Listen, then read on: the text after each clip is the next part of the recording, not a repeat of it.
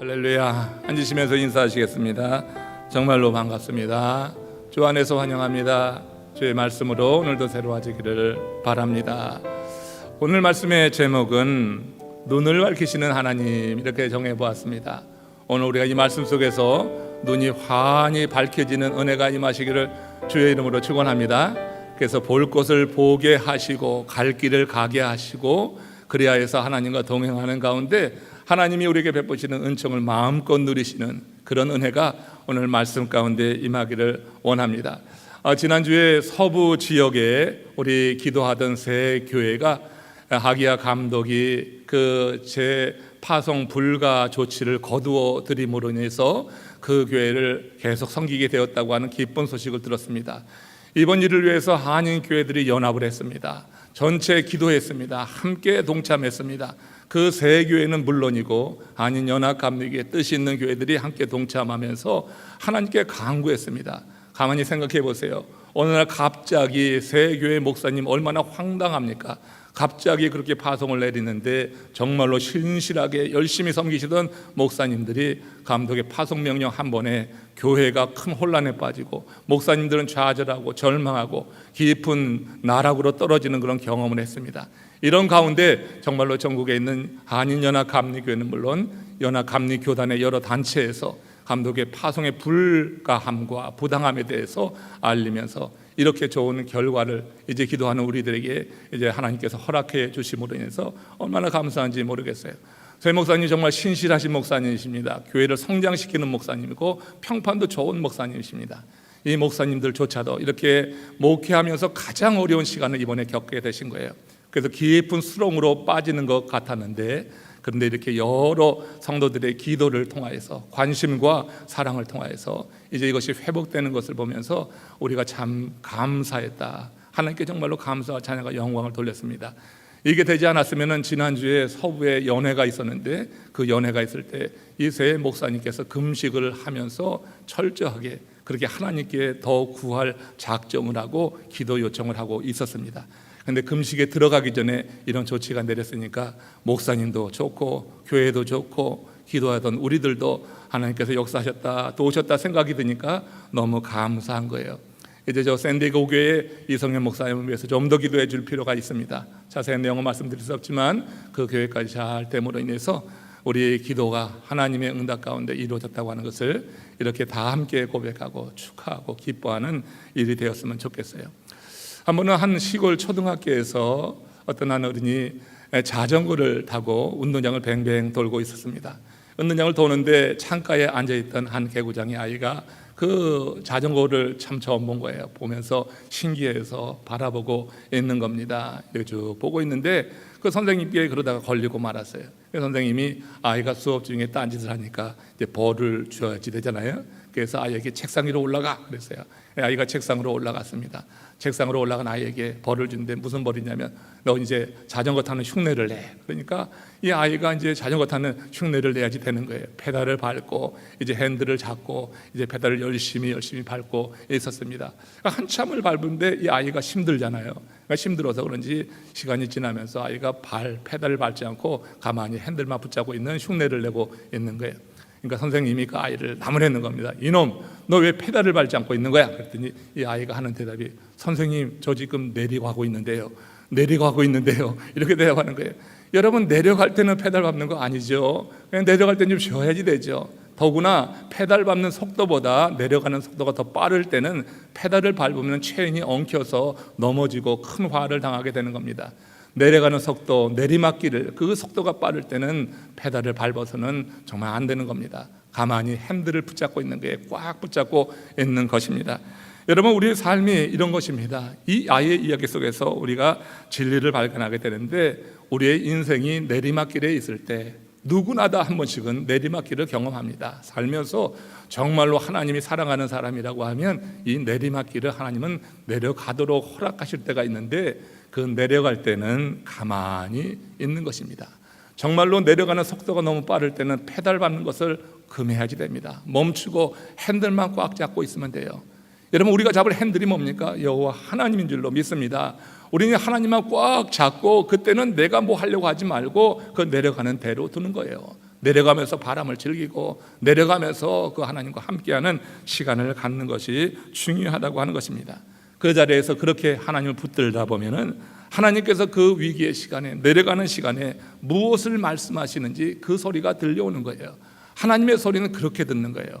하나님께서 우리에게 하시는 말씀 늘 같이 하면서 우리에게 말씀하시는데, 인생의 내리막길이 우리 가운데 차야될 때 우리가 얻는 지혜는 그때 가만히 있자, 그저 우리가 핸들만 붙잡고 있자, 방향만 바로 정하고 있자. 이것이 여러분 중요한 그런 진리요 교훈이라고 하는 것을 우리가 이번에 지난주 서부교회 이야기나 그렇게 또 이런 예화를 통하여서 우리가 듣게 됩니다.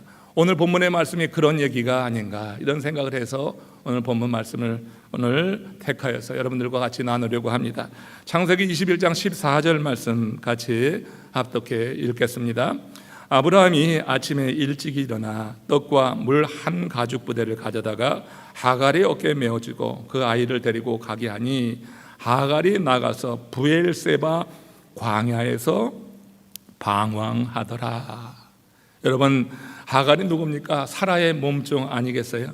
이 사라의 몸종인 하갈이 이스마엘을 낳았습니다. 사레가 아이가 없으니까 자기의 몸종을 남편 아브라함에게 들여보내서 얻은 아들이 하갈입니다. 근데 하갈이 이스마엘을 얻고 나서 완전히 변하는 거예요. 사라 대신 안방을 차지하려고 하는 욕심이 들었습니다. 그러면서 어떻게 됐어요? 인생의 내리막길로 내몰리게 되는 것입니다. 하갈은 지켜야지 될 그 선을 넘으려다가 브엘세바라고 하는 선 바깥 광야로 밀려나게 된 것입니다. 하나님은 아브라함과 사라 사이의 난자로 민족을 이루겠다고 그렇게 약속했는데, 이 하갈이 그만 그 사라의 자리에 자기가 들어가려고 넘보다가 하루아침에 이런 비참한 상황에 놓이게 된 것입니다. 아브라함이 하갈과 이스마엘을 내쫓으며 그들에게 준 것은 떡과 물 한 가죽 부대밖에 없었어요. 그렇게 내몰린 것입니다. 이렇게 가진 것 없이 광야로 나왔으니 그 얼마나 버틸 수가 있겠어요. 성경에서 얼마 가지 못해서 이르게 됩니다. 창세기 21장 15절 말씀입니다. 같이 읽겠습니다. 가죽 부대의 물이 떨어진지라. 여러분, 가죽 부대의 물이 떨어졌어요. 어디에서 떨어졌어요? 광야에서 떨어졌어요. 광야에서 이 가죽 부대의 물은 생명입니다. 생명수인데 이것이 떨어졌습니다. 그 가죽 부대의 물이 떨어졌을 때 얼마나 가슴이 철렁하고 가슴이 떨어졌을까요? 여러분, 뭐든 떨어지고 마르게 되면은 고통이 뒤따르게 마련입니다. 광야에서 물이 떨어지는 것은 더 말할 필요도 없는 고통이 올 수밖에 없어요. 우리가 이 팬데믹 기간을 지나면서 가게의 매상이 좀 떨어지니까 여러분 어떻습니까? 가게의 매상이 좀 떨어지기만 해도 고통스럽지 않아요? 아이들의 성적이 여러분 나락으로 떨어지면 부모의 마음에 어떤 고통이 맙니까? 여러분, 사람들이 관심을 주지 않고 관심 가운데 멀어지고 사람들의 관심이 떨어져도 그 인생이 그렇게 고통스럽지 않아요? 팬데믹을 지나면서 경험한 일이지만 예배 인원이 떨어지니까 많은 목사님들, 많은 성도들이 고통스러워합니다. 예배 인원이 떨어지게 되면서 많은 부차적인 일들이 동반되면서 교회가 어려워져서 많은 교회들이 문을 닫기도 하고 실제적인 어려움에 돌입하고 있는 것을 보면서 고통스러워해요. 지난 한 해 우리 하나님께서 베푸신 은혜가 있어서 이렇게 다시 회복되고 있으니 얼마나 감사합니까? 그러나 여러분, 정말로 많은 교회들이 이렇게 떨어지는 상황 속에서, 마르는 상황 속에서 고통을 느끼고 있는 것이 현실입니다. 광야에서 물이 떨어지자 여러분이 하갈은 공포를 느낍니다. 당장 그 광야에서 물을 찾지 못하면 죽는 건데, 그러니 죽음의 공포를 느낀 이 하갈의 입에서 통곡이 터져 나오게 되는 것, 오늘 본문에서 보게 돼요. 아들과 함께 생사의 귀로에 선 이 하갈의 통곡은 그러나 이어서 하나님을 향한 절박한 기도로 변해가는 것을 우리가 볼 수가 있습니다. 여러분, 우리도 그럴 때가 있는 것입니다. 상황은 너무나 절박한데 하나님이 느껴지지 않을 때가 있지 않습니까? 사방을 둘러보아도 하나님이 없는 것 같아요. 느껴지지 않는 거예요. 불안감은 눈덩이같이 더 커져가는 그런 순간을 우리 많은 이들이 경험할 수 있습니다. 이렇게 우리가 인생 광야에서 하나님을 느낄 수 없어 두려움과 절망 가운데 사로잡힐 때가 있죠. 그러나 우리가 하나님을 찾을 수 없는 그때라도 하나님은 우리가 있는 곳을 아시는 줄로 믿으시길 축원합니다. 너무 깜깜해서 하나님이 보이지가 않는 거예요. 하나님이 어디에도 없는 것 같은 그 순간에도 하나님은 불꽃 같은 눈으로 우리를 늘 지켜보고 계시기 때문에 우리가 어디 있는 줄 알아요. 여러분들이 그 사실만 믿어도 정말 이 인생의 내리막길에서 두려워하고 그렇게 걱정하고 염려만 하지 않게 될 줄로 압니다. 이 믿음을 확고히 붙잡고 있으면 인생의 내리막길에서 우리는 두려움 대신 주님을 경험하면서 그 가운데서도 우리 안의 평화를 경험할 수 있을 거예요. 그러나 그때 페달을 밟으면 오히려 체인이 엉켜서 자빠지고 더 큰 부상을 당하게 되는 것처럼 여러분, 우리가 뭔가 하려다가 일이 더 꼬일 때가 있는 것입니다. 하갈은 인생의 내리막에서 살기 위해 페달을 밟아보려고 했습니다. 이리저리 물을 찾아보려고 했습니다. 그러나 실패한 이후에 그는 페달 밟기를 그쳤습니다. 페달 밟는 것을 그치고 그리고 통곡하기 시작했습니다. 주인 내외로부터 배운 기도였을 것입니다. 그 통곡이 절박한 기도로 바뀌는 순간에 그때 하나님께서 역사하시는 것을 오늘 본문이 창세기 21장 19절에서 이렇게 말씀하고 있어요. 한번 같이 합독하겠습니다. 시작. 하나님이 하갈의 눈을 밝혔으므로 샘물을 보고 가서 가죽 부대에 물을 채워다가 그 아이에게 마시게 하였더라. 여러분, 하나님의 사랑은 변함이 없으십니다. 그러나 내가 하나님의 은혜로부터 멀어지게 될 때 하나님이 나를 사랑하지 않는 것처럼 느낄 수는 있어요. 깜깜하게 느낄 수 있어요. 그러나 그때라도 하나님께서는 우리를 분명히 지켜보시고 있다고 하는 거예요. 그래서 나의 느낌과 상관없이 하나님은 언제나 우리를 보시고, 그리고 우리가 정말로 절박해질 때 그저 내 한에 겨워서 눈물을 흘리고 통곡하는 게 아니라 그렇게 시작했더라 할지라도 그 통곡이 기도로 변화되는 그때 하나님께서는 우리에게 역사하시는 증거를 지금 우리가 이 본문에서 볼 수 있는 것입니다. 하나님은 하갈에게도 그렇게 역사하신 것인데, 하갈이 손을 들었을 때 하나님께서 어떻게 역사하셨는가 여기 본문이 말씀해 주고 있어요.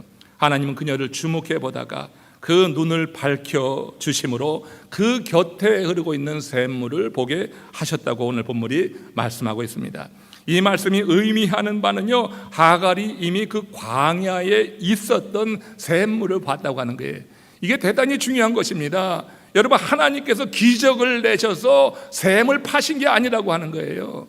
이미 그 광야에 있는 샘물을 지금 이 하갈이 그렇게 통곡하고 그 통곡이 기도로 바뀔 때 하나님이 그의 눈을 열어주시니까 그 곁에 있는 샘물을 본 거예요.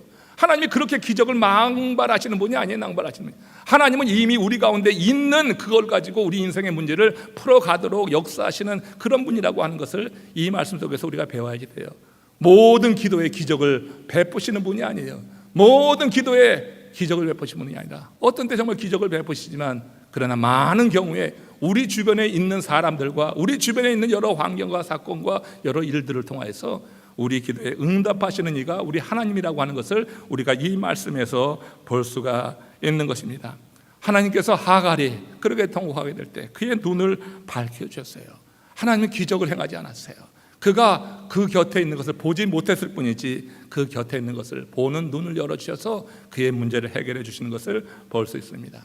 여러분, 사람의 어두운 감정에 사로잡히게 되면요, 볼 것을 보지 못하는 게, 감정이 막 이렇게 어두운 감정에 분노에 증오에 여러 가지 근심과 걱정으로 가득 찰 때요, 볼 것을 보지 못하게 되는 경우 많이 있어요.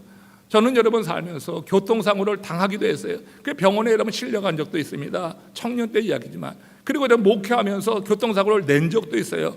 근데 여러분, 교통사고를 당하거나 교통사고를 낼 때 보니까요, 그 차가 보이지 않는 거예요. 내게 오는 차가 보이지 않는 거예요. 저 횡단보도를 걷다가 그냥 들이받았어요. 그래서 여러분 병원에 실려간 적이 있어요. 또 제가 여러분 집에서 나오다가 이 코너길에서 차를 보지 못해서 앞차를 들이받아가지고 딱지를 떼고 벌금도 내고 한 적이 있어요. 그때 여러분 차가 보이지 않아요. 사람이 뭔가 감정이 어두워질 때 볼 것을 보지 못하게 되더라 하는 것입니다. 하갈이 여러분 아들과 함께 달랑 떡과 물 한 가죽바드 가지고 쫓겨났을 때 그 마음이 어떻겠어요? 그 마음이 얼마나 어둡겠습니까? 이제 부엘세바 광야로 나가는데, 물이 없는 곳으로 나가는데 얼마나 그 마음이 어둡겠어요? 불평이 일어나고 원망이 일어나고 근심과 걱정에 버림받은 자가 느낄 수 있는 모든 온갖 어두운 감정을 이 하갈은 다 느꼈을 것입니다. 가죽부대에 물은 떨어지고 아들은 갈증으로 호소하며 죽어가는데 이제 그 아들을 먹일 물이 없으니 그 마음이 어떻겠는가, 오죽했겠는가를 생각해 봐요. 그들이 쫓겨난 부엘세바는 그러나 여러분, 일곱 우물이라고 하는 그런 뜻을 갖고 있는 광야입니다. 광야기는 광야이지만 일곱 우물이라고 하는 뜻이 있듯이 그 광야 어딘가에 이렇게 샘이 숨겨져 있는 그런 광야라고 하는 거예요. 여러분, 이 브엘세바로 쫓겨난 것도 의미가 있는 거 아니겠어요? 그 지역에 우물이 있다는 겁니다. 살 수 있는 길이 있다고 하는 것입니다. 그렇다면 하갈은 그곳에서 정말로 절박하고 절망심 들었을 때 그 물을 발견할 수도 있었을 것이에요. 근데 마음이 어두우니까, 그런 감정으로 어두워지니까 그 있는 그 샘을 보지 못했던 것입니다. 그런데 그가 곁에 있는 샘을 보지 못했다가 이렇게 한순간 아들이 갈에서 죽어가는 모습을 보면서 하나님 앞에 통곡하기 시작하는데, 그 통곡이 기도로 변하는 순간에 하나님께서 그의 눈을 열어주셨다고 했잖아요. 바로 곁에 있었던, 그간 보이지 않던 샘물이 눈에 들어온 것입니다. 그래서 오늘 본문이 이렇게 그 장면을 표현하는데, 하나님이 하갈의 눈을 밝히셨으므로, 이렇게 말했어요. 하나님께서 여러분의 눈을 밝히시는 은혜가 임하시기를 축원합니다. 혹여라도 무슨 문제가 내게 있다고 하면 바로 옆에 그 답이 있을 수 있어요. 그러나 여러분, 내 감정이 여러분 이렇게 온전치 못하면 그 답을 보지 못하고 간과하고 지나가고, 내가 정말 힘들다, 고통스럽다, 왜 나에게 이런 일이, 나에게만 이런 어둠이 오는가 생각할 수 있어요. 그러나 여러분, 하나님이 하갈의 눈을 밝히시니까 이미 그 광야 그 가운데 있었던 이 샘을 보게 하셨다고 하는 거예요. 여러분, 하나님께서 보게 하실 때 이 문제가 해결되는 거 아닙니까? 아들과 자신이 이제 갈에서 죽어가는 그 상황, 이 문제가 해결되는 거 아니겠어요? 근데 하나님께서는 물 한 병 주는 게 아니에요. 그 어려운 상황을 넘어갈 수 있는 한순간의 그런 문제 해결이 아니라 지금 하갈에게 보여주신 것은 샘물입니다. 물이 계속해서 나오는 우물이라고 하는 거예요. 샘물을 보여주셔서 지속적으로 하나님께서 그들의 생명을 연장시켜주는 것을 오늘 본문이 증거하고 있어요. 이에 대해서 여러분, 에베소서 3장 20절에 보면 사도 바울이 그 하나님에 대해서, 하나님은 찌찌한 분이 아니라고 하는 거예요. 하나님은 우리가 구하는 것에 더 넘치도록 주신다고 이렇게 찬양합니다. 같이 읽어보겠습니다. 우리 가운데서 역사하시는 능력대로 우리가 구하거나 생각하는 모든 것에 더 넘치도록 능히 하실 이에게 영광이 대대로 영원무궁하기를 원하노라. 할렐루야. 이런 사실 여러분, 바울처럼 믿으시기를 주의 이름으로 축원합니다. 하나님이 우리 가운데 역사하심을 믿음으로 고백하시기를 주의 이름으로 축원합니다. 지금 우리의 삶 가운데 하나님께서 함께 하신다고 하는 거예요. 우리 가운데 함께 있는데 우리의 감정이 어두우면 그 하나님이 보이지가 않는 거예요. 하나님이 보이면 우리가 희망을 갖게 돼요. 하나님의 말씀이 우리 가운데 정말 꽂히고 그 말씀이 내 가운데서 역사하면요, 환경이 어려워도 우리는 여러분 그 가운데 기뻐할 수 있고 희망을 가질 수가 있어요. 하나님은 우리 가운데 역사하시는 분이에요. 어떻게 역사하십니까? 하나님이 말씀으로 역사하시는 줄로 믿습니다. 눈에 보이지 않는 우리 하나님께서, 하나님이 말씀이기 때문에 말씀이 믿어지고, 말씀이 들려지고, 말씀이 해석되어지고, 그 말씀으로 내 길을 지도하면서 하나님이 살아계심을 우리 가운데 보여준다고 하는 거예요. 하나님은 우리 가운데 그렇게 역사하시는 분이에요.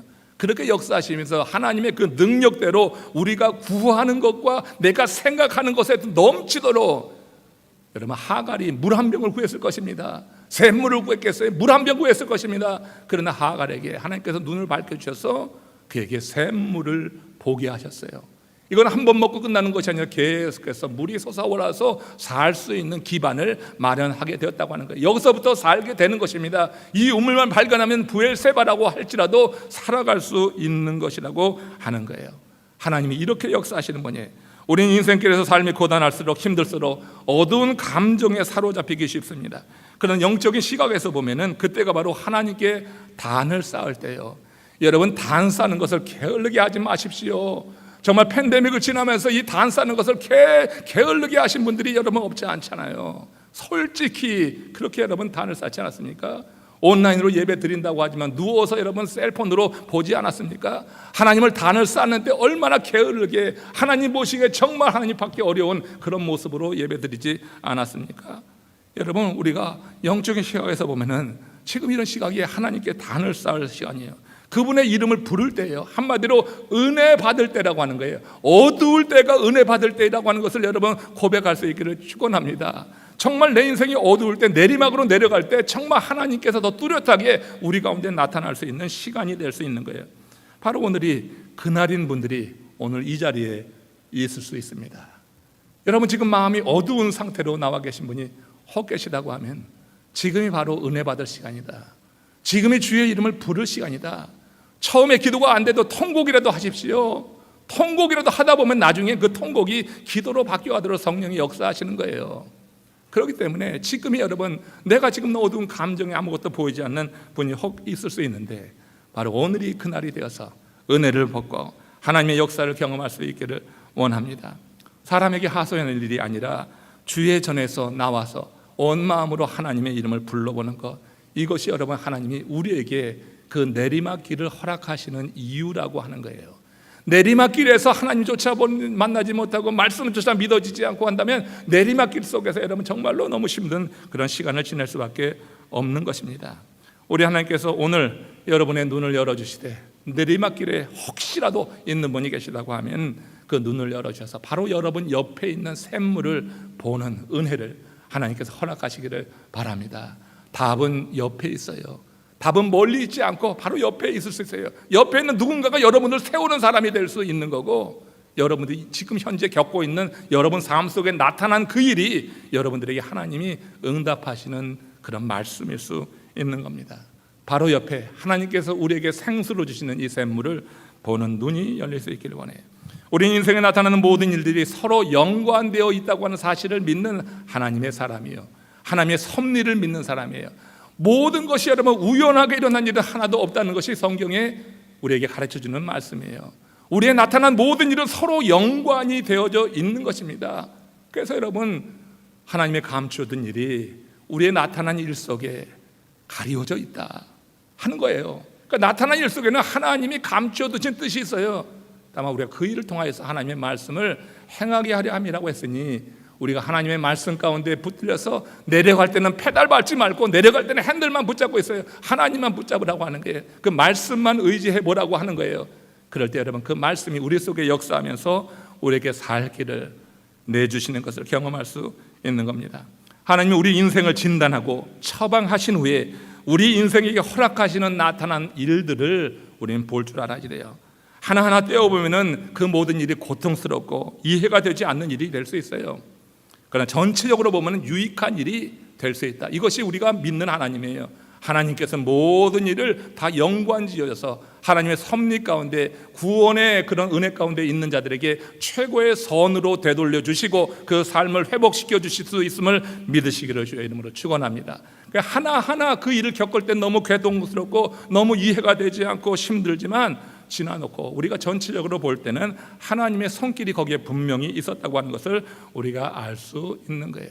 하나님을 사랑하는 자는 모든 것이 합력하여 선이 되느니라. 이게 사도 바울의 말이 여러분 그냥 앵무새처럼 외우는 것이 아니라 우리의 삶의 고백으로 우리가 하나님께 올려질 수 있기를 원합니다. 살아봐서 하는 이야기입니다. 그런 시간을 제가 안 겪고 하는 말이 아닙니다. 그 시간을 다 겪어보니까 하나님의 그 손길이 분명히 있었다고 하는 것을 말씀드릴 수 있어요. 자신 있게 말씀드릴 수 있으니 여러분들 정말 인생의 내리막길, 내가 감당치 못할 때, 내가 페달을 밟아서 해결되지 않을 때, 그때 핸들을 붙잡고 그저 가만히 있으며 그 핸들이 하나님의 말씀이 될 때 여러분들의 갈 길이 열려지는 것을 분명히 보여주시리라고 믿습니다. 하나님은 이렇게 따로따로 보면 괴롭고 고통스러운 일을 전체적으로 합력하여 선이 되게 하시는 분인데, 바로 하갈의 이야기를 통해서 그걸 우리가 확인해 볼 수 있어요. 하갈은 쫓겨났고 물이 떨어지는 고통을 겪었습니다. 그러나 그 시간이 있었기에 하갈과 이스마엘은 새 인생이 열려지게 된 거예요. 그들에게 새 지평이 열려지는 것을 확인해 봅시다. 창세기 21장 16절에서 18절 말씀입니다. 같이 합독합니다. 아이가 죽는 것을 참아보지 못하겠다 하고 화살 한바탕 거리 떨어져 마주 앉아 바라보며 소리내오니, 이겁니다. 아이가 죽는 것을 참아 바라보지 못하겠다 하고, 아이가 죽는 모습, 물이 없어서 가래서 고통스러워하는 것은 너무너무 부모의 입장에서 그거 여러분 견딜 수 없는 일이에요. 근데 이 일로 인해서 화살 한바탕 떨어져서 마주 앉아 바라보며 소리내어 우니, 이 울음이, 이 통곡이 기도가 된 거예요. 하나님께서 그 다음에 응답하시잖아요. 하나님의 사자가 시작, 하늘에서부터 하갈을 불러 이르시되 하갈아 일어나 아이를 일으켜 내 손으로 붙들라. 그가 큰 민족을 이루게 하리라 하시니라. 여러분 지금 브엘세바 이 광야에서 말이죠, 지금 이 하갈과 이스마엘은요 새로운 민족을 이루신다고 하는 하나님의 그 뜻을 지금 전해 듣고 있는 거예요. 아브라함 집에 있으면 몸종으로만 있었을 텐데 그들이 나와서 이제는 한 민족을 이루는 비전을 하나님께서 심어주시고 그들에게 새로운 삶의 지평이 열려지는 것을 지금 보게 되는 거예요. 아이가 죽는 것, 그 집에서 쫓겨나는 것 하나하나 떼어보면 너무나 고통스러운 일인데, 그런 과정을 지나서 그런 시간을 하나님이 허락하셨으니 지금 하갈도 이스마엘도 이와 같은 새로운 삶의 지경으로 그 시대로 나아가고 있는 것을 보는 거예요. 여기서 하나님의 사람이라면 누구나 한 번쯤 다 겪게 되는 시험에 대해서 상고해 봐야지 됩니다. 누구나 다 구원받는 하나님의 사람들, 그리고 하나님께서 이 땅에 우리를 그대로 두셨을 때는 하나님께서 이런 시험의 과정을 통하여서 우리를 쓰시기 원한다고 하는 것을 여러분 꼭 기억하셔야지 돼요. 구원받은 하나님의 사람이 그냥 살아가는 게 그냥 여러분 생명만 연장하고 그렇게 나 혼자 살다 가는 건 절대로 될 일이 아닙니다. 우리가 구원의 확신이 있다고 하면, 믿음의 확신이 있다고 하면 그 다음의 삶은요 하나님의 영광을 위해서 살아드려야지 되는 거예요. 하나님의 일을 위해서 우리를 남겨두신 거예요. 그러니까 그렇게 살지 못할 때는 연단을 주시기도 하고 또 더 잘 살게 하기 위해서 시험을 주시기도 하는 게 하나님의 뜻이에요. 이 과정을 반드시 거치게 돼 있는 거예요. 그걸 통과할 때 영적으로 성숙되어지고 온전하게 세워지게 된다고 하는 것이죠. 그렇게 돼야지 하나님이 쓰실 제목이 되는 거예요. 그러나 시험이라고 하는 것이 어느 것이나 쉽지 않고 스트레스와 고통을 가져오잖아요. 시험이라고 하는 것이 모든 것이 그래요. 육신적인 시험도 그렇고 아이들이 학교에서 보는 시험도 그렇고 트리니티 이제 마치고 시험 보는 것도 그렇고, 여러분 다 시험이라고 하는 것은요 고통이 수반되기 마련입니다. 그러나 그 고통의 과정을 지나게 될 때 성숙되어지고 온전하게 되어지는 거죠. 그렇다면 인생길에서 우리가 시험을 만나게 될 때 그러므로 어떻게 해야지 될까? 야고보서 1장 12절에서 답을 찾아봅니다. 같이 읽겠습니다. 시험을 참는 자는 복이 있나니 이는 시련을 견디어낸 자가 주께서 자기를 사랑하는 자들에게 약속하신 생명의 면류관을 얻을 것이기 때문이라. 시험을 참는 자, 우리가 이 연단을 겪어야 되는 이유, 그리고 이것을 참을 수 있는 것, 어떻게 참을 수 있는가? 생명의 면류관을 바라보는 믿음입니다. 여러분, 우리가 믿음을 가졌다고 세상 모든 고통으로부터 면제받는 것은 아니에요. 그러나 믿음은 우리로 하여금 썩지 않을 면류관을 얻을 때까지 현실의 연단을 견딜 수 있는 힘을 우리에게 공급해 주는 줄로 믿습니다. 믿음이라고 하는 건 삶의 방향을 정해주는 거예요. 내 삶의 방향을 정해주는 거예요. 사람이 믿음이 없으면은 이곳저곳 막 이게 마음이 분산이 돼가지고 그래서 여러분 당황하게 되는 거예요. 막 당황하잖아요. 그러나 길이 하나라고 하면은 이 길이 확실하다고 하는 믿음이 있다고 하면 사람이 당황하지 않아요. 믿음이 없으면 이길 저길 사람들이 말하는 대로 귀를 기울이는 거예요. 사람들이 이 말하면 이대로, 저 말하면 저대로, 가다가 막히면 또 좌절하고 절망하고 이렇게 왔다 갔다 하다가 시간을 낭비하는 경우가 있어요. 믿음이 있으면요 하나님이 주신 그 길을 기본으로 삼는 거예요. 그 기본으로 삼고 이 길에서 벗어나는 어떤 세상의 제한도 물리치고 나갈 수가 있는 거예요. 그러면서 여러분 하나님 기뻐하시는 선택을 행해 나갈 수가 있다고 하는 거죠. 우리 가운데 이렇게 생명의 면류관을 얻을 그 믿음이 우리 가운데 있다고 하면, 소망하는 믿음이 있다고 하면 이 세상에서 우리가 겪는 시험과 연단 가운데서 우리가 길을 잃지 않는 거예요. 그 믿음이 내가 나갈 길을 제시해주고 밝혀주는 거예요. 그러니까 이 길만 따라가는 그러면 세상에서 이런저런 일이 와도 흔들리지 않고 우리 그 가운데 하나님의 뜻이 이루어지는 것을 볼 수 있다고 하는 거예요. 여러분, 우리가 이 믿음을 갖게 될 때 우리는 한결같고 일관된 상태에서 하나님을 예배하는 예배자로, 하나님의 자녀로 설 수 있다고 하는 거예요. 사람은요 아담처럼 에덴 동산같이 모든 것이 갖춰진 상태에서도요 타락할 수 있어요. 모든 것이 갖춰지면 행복하고 거기서 여러분 모두 하나님께만 영광 돌릴 것 같은데 그렇지 않아요. 모든 것이 갖춰진 그 상태에서 타락하고 죄를 지을 수도 있고, 아무것도 없는 감옥에서 요셉처럼 그렇게 마음의 중심이 믿음으로 딱 서니까 그 길을 향해서 이렇게 열려져 있으니까 아무것도 없는 상황에서도 하나님을 찬미하고 하나님을 기도할 수도 있는 거예요. 상황이 중요한 게 아니에요. 환경이 중요한 것이 절대 아니라고 하는 거 매번 말씀을 드리는데, 내 마음의 방향이 중요한 거예요. 내 마음의 방향이 어디를 향했느냐, 이것이 정말로 내 삶을 온전히 세우는 데 매우 중요한 일이라는 거예요. 이거 생명의 면류관을 얻을 때까지 내가 주님 안에 있겠다고 하는 이 믿음, 이것이 내 삶의 중심 가운데 딱 버티고 있을 때 여러분 생각에 여러 가지 환경에 우리가 놓인다 할지라도 그 가운데 시험에 연단에 또 고통에 여러 가지 일들 가운데서 우리는 분명히 갈 길을 나갈 수 있게 되는 줄로 믿습니다. 하나님의 섭리를 믿는 사람은 한결같이 이 생명의 면류관을 향하기 때문에 그래서 어려움 중에도 승리할 수 있다고 하는 것, 여러분들의 간증이 될 수 있기를 주님의 이름으로 축원합니다.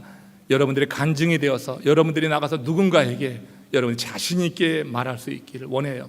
바로 그 일을 위해서 여러분이 하나님께 구원을 얻고 지금 이렇게 생명의 연장을 얻어서 살아가고 있는 거예요.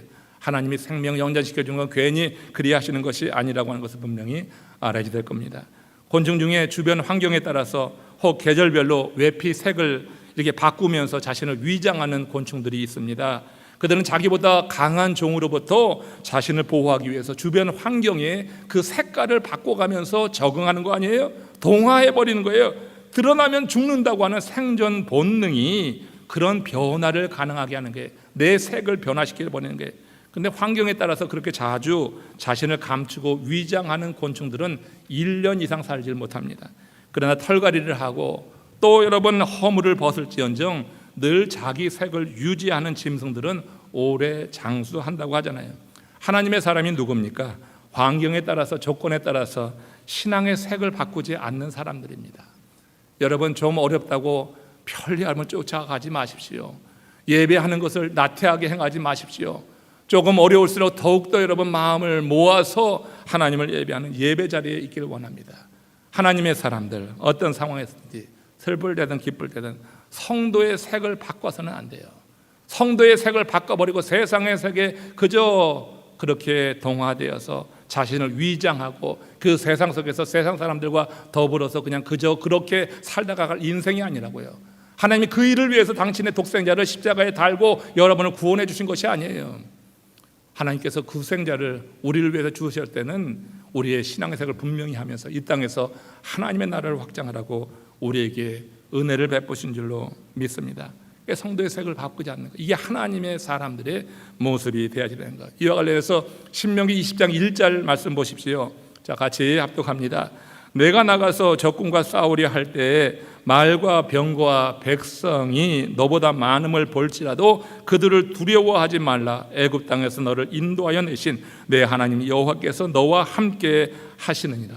진실로 하나님께서 함께 하시는 것을 믿는다고 하면은요, 세상적인 조건은 전혀 문제가 되지 않아야 될 줄로 믿습니다.